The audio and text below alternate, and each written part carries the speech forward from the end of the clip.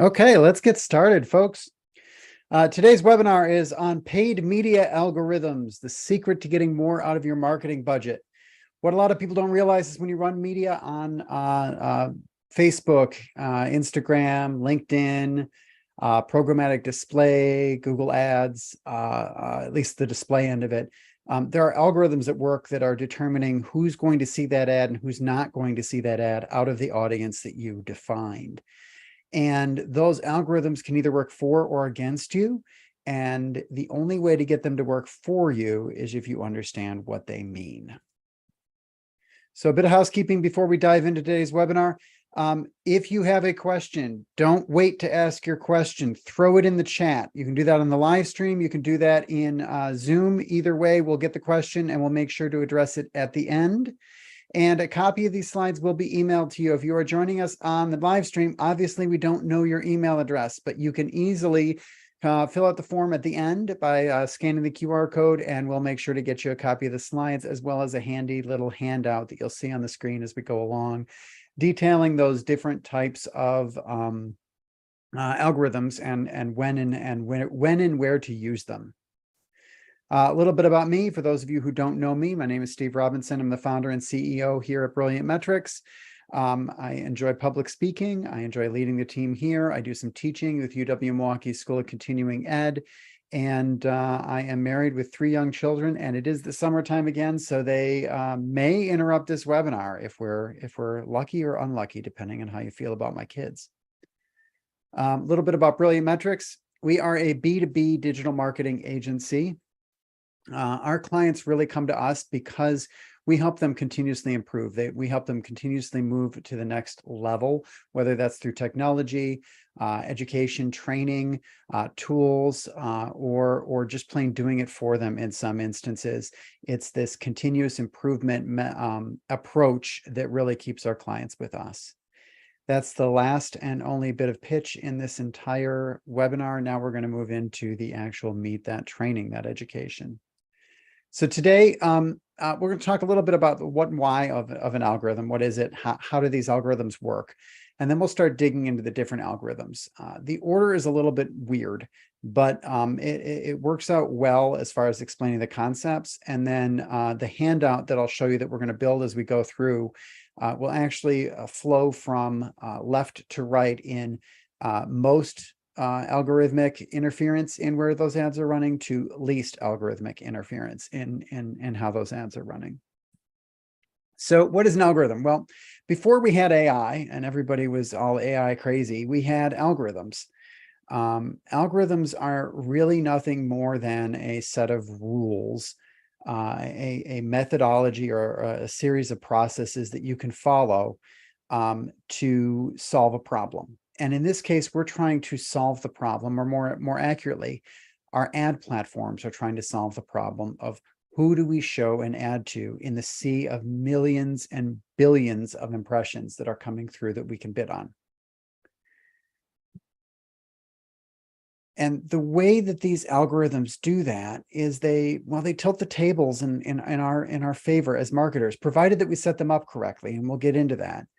But what they do is they start tracking desired actions. Now, desired action could be a purchase. A desired action could be somebody scrolling to the bottom of the blog post.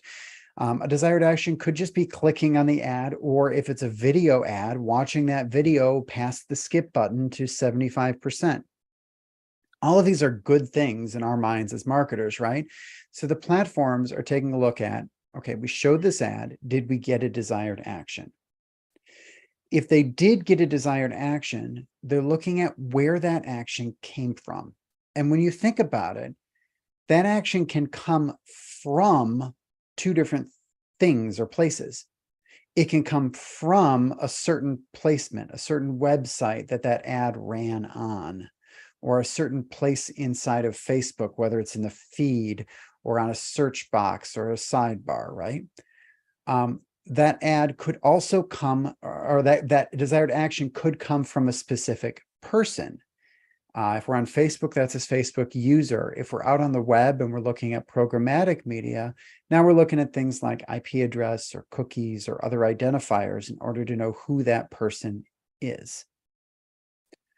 So it's tracking these desired actions over time, and then looking at where they came from, whether that's the website that was the source of that action or the person that was the source of that action. Once it has that information, then it starts to really do that tilting of the tables, and it does that through manipulating the bids. So regardless of whether we're buying media on Facebook or buying media out on the web or on LinkedIn, there is an auction going on behind the scenes. And if that algorithm gets the impression that the impression that's up for auction looks like the ones that are likely to take action, then it's going to bid higher on that particular impression in the hopes of winning it. If, however, it sees that impression come up for bid and it does not pattern match those ones where people have taken action, then it's going to either bid lower or not enter that auction at all and save its money for the next impression that comes across the wire. So this is how these algorithms sit in between us as marketers and the actual ad inventory that we're buying. Let's take a look at one of the more simple algorithmic interferences that you can set up, and that is when you optimize for clicks. If we tell the algorithm to optimize for clicks, then an impression comes up for bid. Let's say the algorithm bids on it and wins the auction, and now the ad shows up and the prospect clicks. When the prospect clicks that ad, there's a tag on the website, or there's part of the ad tag itself that's going to send that information back to the platform that did the bidding, that, hey, somebody clicked on that ad, right? That tells the algorithm whatever person or placement that ad was shown on or shown to, it was a good one. We want more of that, right? So optimizing for clicks is one of our 5 ways we can do this. It's going to be called something different depending on the media platform that you're buying in. It could be called cost per click or a CPC optimization goal. It could be a cost per landing page goal or target, right? It could be a traffic campaign objective, or maybe you have campaign types, and there's one called website visits. Every platform calls these things something a little bit different, but you're looking for either a goal or objective that you set up when you establish the campaign inside of the platform, or you're looking for some sort of a target or goal or optimization metric inside of that campaign that aligns with driving traffic to a page. This can go horribly wrong. This particular optimization method, optimizing for clicks. There are 3 main ways it goes horribly wrong. One is when that ad is relevant to a broad audience. When this happens, people click on it because they are confused about what that ad is for. They think it might be something that's relevant to them, and they're clicking to find out, or they think it is relevant to them, but it really isn't, and they click to find out it's not. In those instances, those clicks count as positive signal. And what will often happen, especially in B2B or with niche audiences, is the algorithm will start to hone in on those people most confused about what your ad is for, not those people that your ad is best suited for. The other option, the other place that this goes awry really comes into when we're optimizing those placements and where those ads are showing up. I had a client a few years back that was advertising in the local newspaper's website. And the local newspaper had placed an ad placement right underneath the search button on their newspaper website. And the client was just ecstatic about this ad when they came to us. They said, you know, this thing is driving so much traffic. It is amazing. It's the best ad we've ever run. And I started looking, well, where is it? Well, it's right on the homepage. It's right underneath the search bar. Oh, have you looked at the quality of that traffic? And sure enough, every single one of those website sessions bounced. They weren't trying to click that ad. They were trying to click the search button and they missed. So a lot of really kind of scuzzy or scammy websites, or more often apps, will do this. This is when you're playing a game and you have that interstitial ad, and the little X to close the ad is inside the ad, and you're trying to hit it and you hit the ad instead. That's not by accident. That's not some designer not knowing how to create a good usability experience. That's so they can drive up the clicks on those ads inside that app, so that they get more and more advertisers bidding on that traffic because they get a really good click-through rate. Finally, this is the one that's probably most susceptible to bots.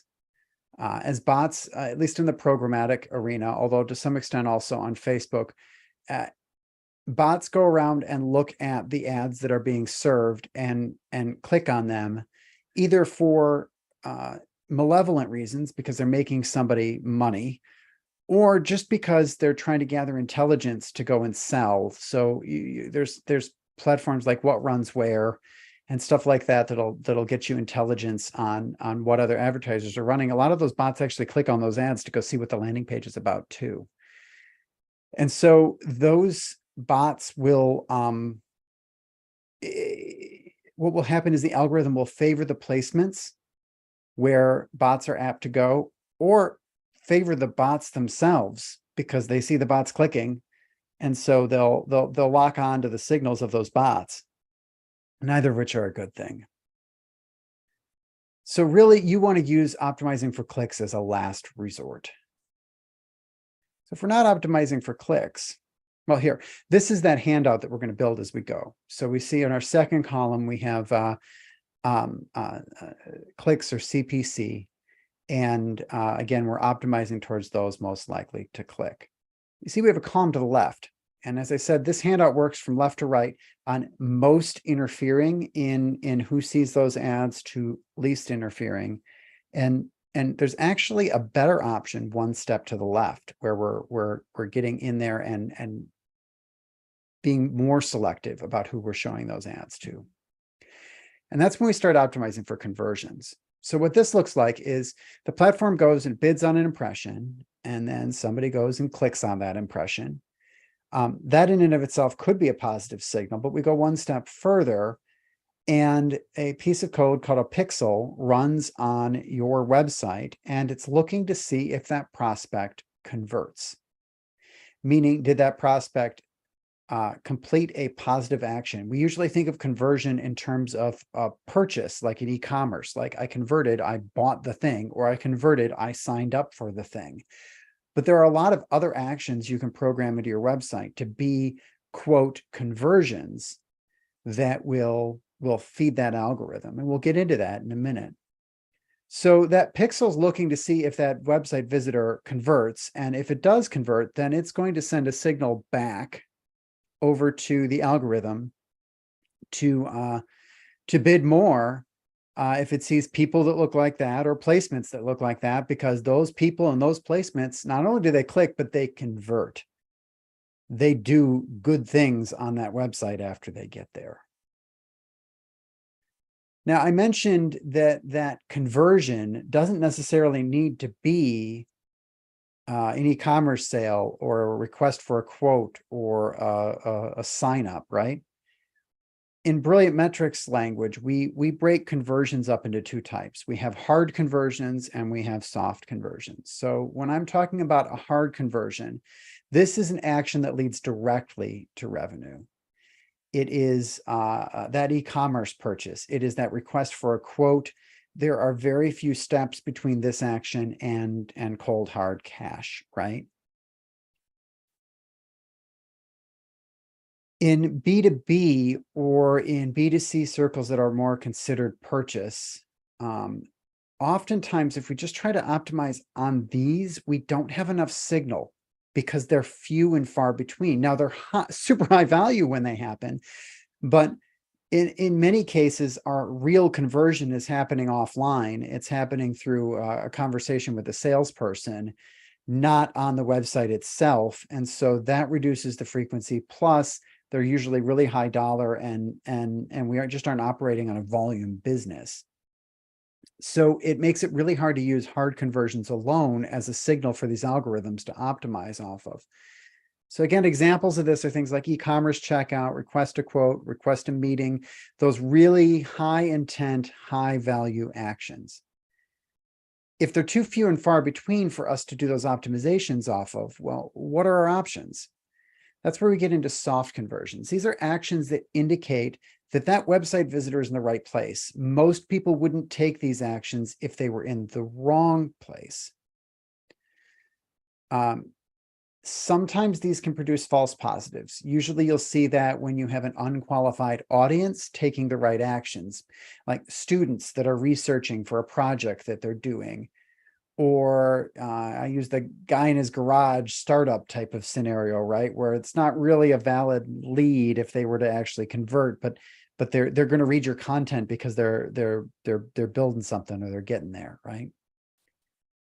Examples of these are things like a scroll to 50% on that web page, or maybe they download a PDF, or they watch an embedded video to 75%, or things like filling out a form to subscribe to your newsletter.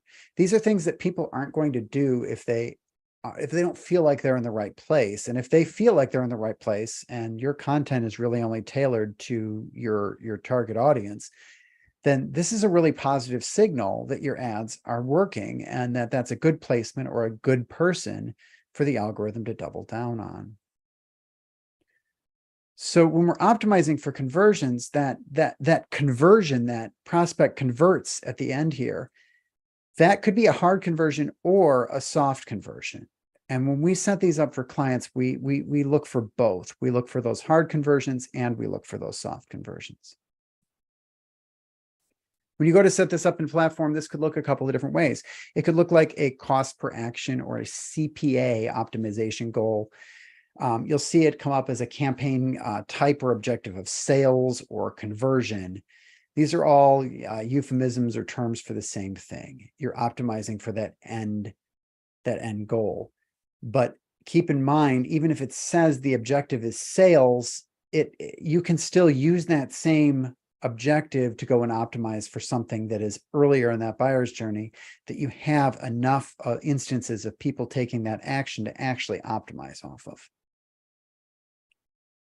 So this goes wrong really when you don't have enough signal. If you're taking people to a landing page that isn't long enough for them to scroll on, there's no embedded video, there's no PDF to click on, there's really nothing to do except for read the short, really short blog post there. There's not enough signal there for even a soft conversion to tell the algorithm this is the right traffic. That's the biggest place that we see an issue with this. This is the best way to optimize your paid media, at least especially when you're talking about open audiences, which is a qualifier I'll get to in a moment. So that works well if you have some sort of action they can take after a click, or if you have a click for them to take. But not all media is created that way. Not all media has a place for somebody to convert.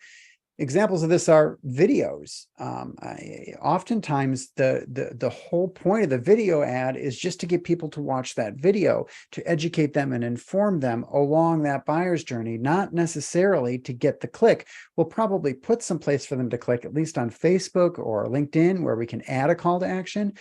But a lot of programmatic video platforms, they may be able to run a companion banner, but a lot of them, we're limited to that video sitting in there, right? And we can certainly ask them to take time out of their day at this particular moment when they're really there to watch some other video to go and complete some action on your website. But the number of people that are going to do that are pretty low. And our ability to connect the dots directly back to that ad is pretty questionable in today's privacy space. So we can't really optimize most video advertising on conversions. And we don't want to optimize on clicks. The same thing can be true depending on the type of ad we're running on social. A lot of carousel ads, again, the message is in the carousel. It's not something we need somebody to click, and we're happy if they're engaging with our brand right there within that carousel. Sometimes we'll really focus on social lift with a particular social ad, in which case we're looking for them to comment, like, and share, and really get that ad out to more and more people, right? If that's the case, then we can't use conversions or clicks to optimize these ads. Thankfully, most of the ad platforms actually have an algorithm in place for us to use instead, optimizing for engagement. So in this instance, the ad platform serves the ad, they bid on it, you win the auction, the ad shows up, and now the platform itself is looking to see if somebody watches that video all the way to the end or 3/4 of the way to the end. The platform itself is looking to see if somebody will comment, like, share, whatever other social action you might be looking for there. And if it sees those signals, then it knows that it got the right person or the right placement for that ad, and it does more of that. So depending on the type of platform you're running and the type of media that you're running, this can be called a number of different things. If it's video, you'll often see cost per view or CPV optimization. Occasionally you'll see engagement. So Facebook will use engagement as the campaign objective for both video and if you're looking for social engagement. Sometimes it's video views as the optimization tactic. It really depends on the platform that you're in, what the terminology they use, but it's looking for them to either view a video or engage in some way, shape, or form. This can go wrong when an ad is relevant to too broad of an audience again. So if your video, let's say you make one of those really entertaining B2B videos, and I know you're laughing for a second, but they really do exist. If it's too entertaining, then everybody's going to watch it at the end just because it's that entertaining, whether they're in market for your product or service or not. In that instance, optimizing for video views just means you get people with the right sense of humor for the kind of video you made, not necessarily the right audience. So we see that as being the biggest issue here, is when you create content that is too broadly interesting. It's best for skippable video. It won't work with your 30-second video where it's a fixed length and everybody has to sit through it.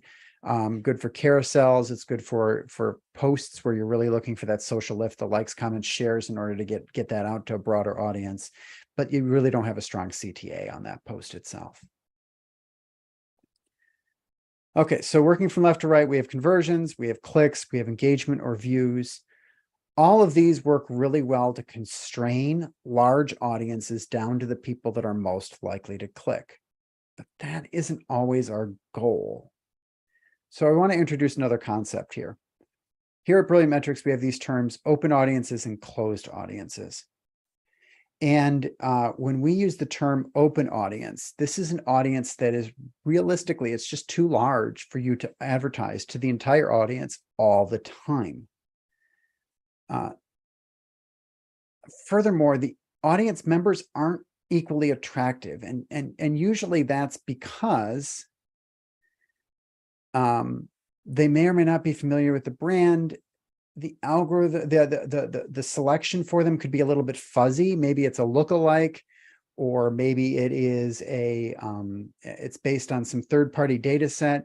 And that third-party data broker is really incentivized to make that data set as large as possible without making it useless. So you're going to have a lot of people in there that aren't perfect for what you're looking for. And so these open audiences, you cannot blanket the whole audience with media. It's cost prohibitive and it's not efficient to do so. You really want to go fishing inside that pool for the right types of prospects, and you really only want those ads showing on the best possible placements to get that engagement and get that click. Now, contrast that with a closed audience. This is an audience that is small enough that I can, within my budget, reach everybody in it. And more importantly, I can nurture and reach those people repeatedly because I know all these people are equally attractive to me. They've pre-qualified themselves in some way, shape, or form. These audience members are generally familiar with the brand because chances are, if I've pre-qualified them, it's because they've already interacted or engaged in some way. And it could be that's because they're in my CRM and I'm using CRM targeting. That could be because I'm retargeting traffic that's already been to my website and they've seen my brand and they know what we're about. But either way, there's some reason that I know that they're worth my attention regardless. and I don't need to be fishing inside this audience to get the right people. When you're marketing to a closed audience, you really have no favorites. These are pre-qualified as outbound targets by some prior action. And that means not only do you want to reach everyone, but that also means that your impression is worth just about as much as that interaction. If they're pre-qualified, then that means you want to nurture this relationship, and you want to make sure that they are aware of you, that you are top of mind. You want to capitalize on the mere exposure effect, which is one of my favorite things to talk about. We've got a video for that on our website. But you want to stay in front of them. And so your goal with this audience is not to go and get the people that are most apt to buy from you or engage with that content. Your goal with this audience is to have a consistent, persistent presence with them and make sure your brand is the one they think of when they are ready to buy. If you were to introduce one of the algorithms we just talked about, all you're going to do is limit your reach within this audience of known good fish, right? So that leads us to, what do we do? Well, we could just do no optimization. And sometimes that's the right answer. When we do that, we have to be especially careful as marketers to make sure that we're maintaining the program, though. We are responsible then to adjust bids and budget to map to the size and cost of reaching that particular audience. And when we don't, we end up overpaying.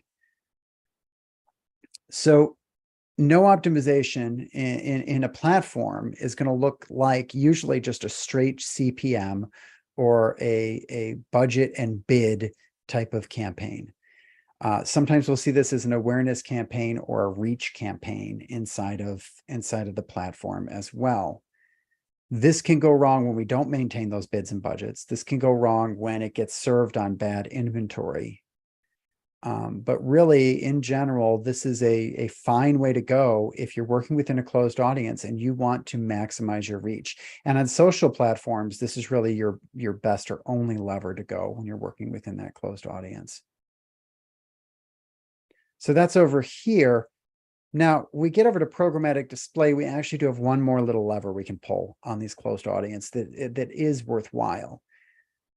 See, not every single impression is created equal. If the algorithm goes out there and has an opportunity to bid on an impression, what it doesn't know for sure is whether or not that impression is on the screen or not.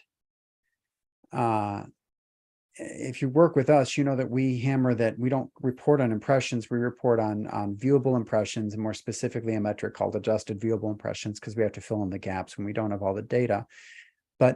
But that's because we don't want to report on impressions that are off the screen if we can avoid it. And a lot of impressions are.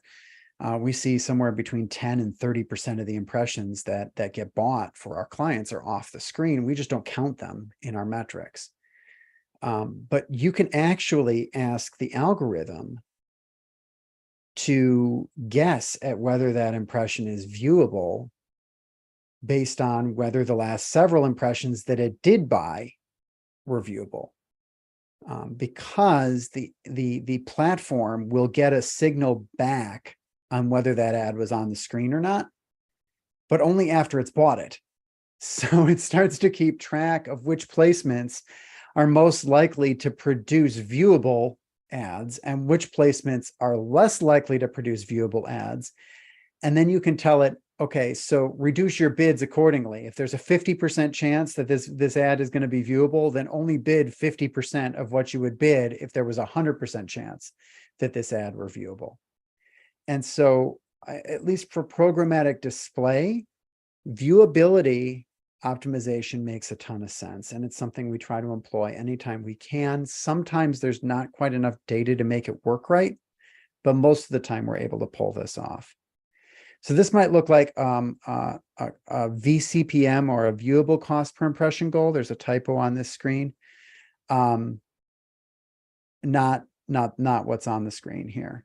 Same issue here, though. It can go wrong. If we're serving on bad inventory, it's going to serve on bad inventory. That's less likely to happen if we have this CPV goal in here. And this is really limited to display platforms because there's no such thing as a non-viewable ad on social. So now we have our handout completely built, working from left to right, most interference to least interference. We can optimize on conversions or CPA. We can optimize on clicks or CPC. We can optimize on engagements or views. We can optimize on viewability, or we can just plain put no optimization in place.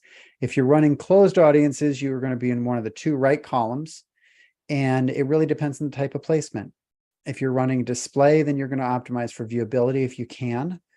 And if you can't, or you're running on social, then you just run with no optimization in place whatsoever, and make sure that you keep an eye on your bids and your budgets to make sure they're in line. On the left-hand side, if we're working with open audiences, your go-to ought to be CPA if possible. The only time that's really not possible is if your ad doesn't have a CTA or it's video, or the whole point is to engage with the ad itself, in which case you're going to be operating off of an engagement optimization. Really, you should never be optimizing on clicks if you can avoid it. With that, I will open the floor to any questions, although it looks like a number of people have caught on that we will send a video of this and did not show up to the live webinar today. So we might not have a ton of questions, but hit me if you got a question here, either in the chat on the live stream or in the chat on the Zoom call. Either way, I'm here to answer your questions. While we're waiting for that, this is the QR code that you can scan if you'd like a copy of the slides and the handout that we built during this webinar. Or if you haven't already, please do follow us on LinkedIn, and that's the QR code on the left. Well, it looks like this is one of those webinars where I either thoroughly confused everybody, or I pretty much covered everything I needed to cover, and we don't have a ton of questions. If a question occurs to you afterwards, please don't hesitate to message us through our website. Email me if you've got that email address. Connect with me on LinkedIn. Message me there. We would love to hear from you. And James asks, what platforms are you seeing the best paid performance on? I would say that right now, Facebook is working particularly well. LinkedIn is very spotty.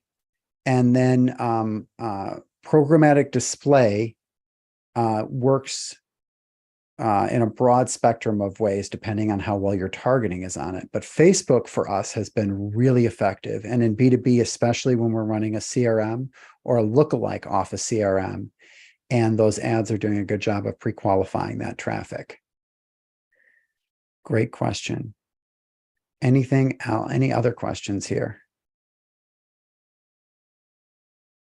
Okay, with that, I hope everyone has a wonderful day, and thank you very much for joining.